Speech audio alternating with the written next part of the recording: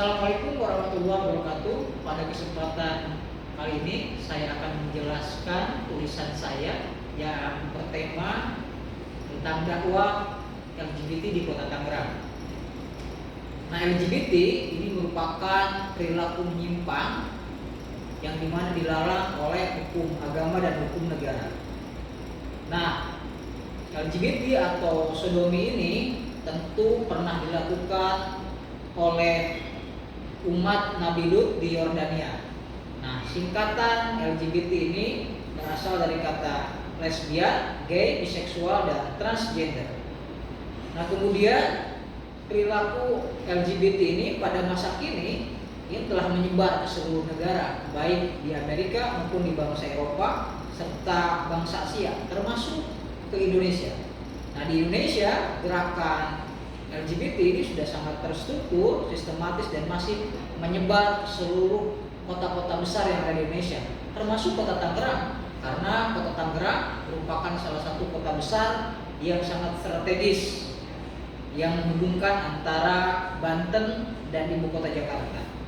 Nah, kemudian ada sebuah kasus fenomena perilaku sodomi atau LGBT yang dilakukan oleh Abi Sudirman, yang dimana viral pada bulan September tahun 2024 ini.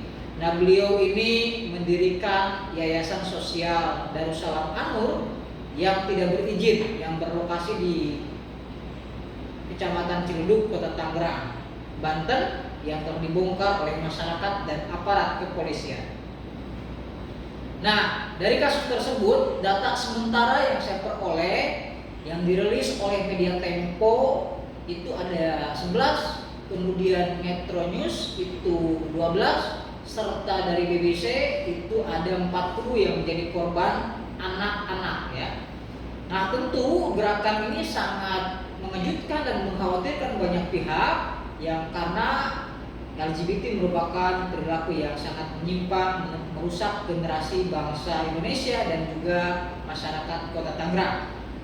Nah, kemudian dalam penelitian ini penulis melakukan metode penelitian kualitatif yang dimana hasil kajian dari sebuah studi kasus atau fenomena yang lebih komprehensif, yang dimana penelitian kualitatif ini berjenis deskriptif yang menggambarkan sebuah kasus atau peristiwa dari konteks sosial, budaya, dan keagamaan yang penulis teliti.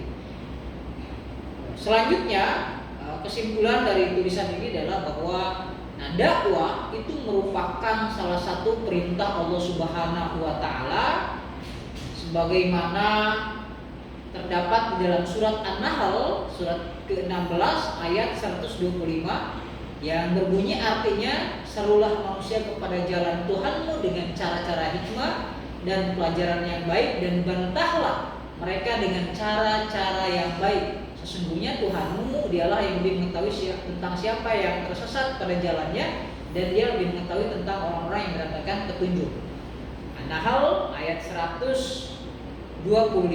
Nah, selanjutnya penulis dalam kesimpulan ini memberikan sebuah rekomendasi bagi pemerintah. Jadi ada 7 poin rekomendasi langkah-langkah strategi dan taktik dakwah LGBT di Kota Tangerang ini yang bisa dilakukan. Pertama adalah bagaimana peran orang tua terhadap anak-anaknya. Kedua adalah peran ulama, RT RW, masyarakat, aparat kelurahan dan camat. Ketiga adalah peran pemerintah melalui wali kota, wakil wali kota yang harus berkolaborasi dengan camat, kelurahan, RT RW, dan aparat babinsa, polsek, ulama, dan tokoh masyarakat. Keempat adalah peran pemerintah harus berkolaborasi dengan dinas pendidikan, Kementerian Agama, Majelis Ulama Indonesia, Dinas Perlindungan Anak dan Perempuan, kemudian membina lembaga pendidikan Islam dan yayasan, pesantren, sekolah dasar sampai perguruan tinggi.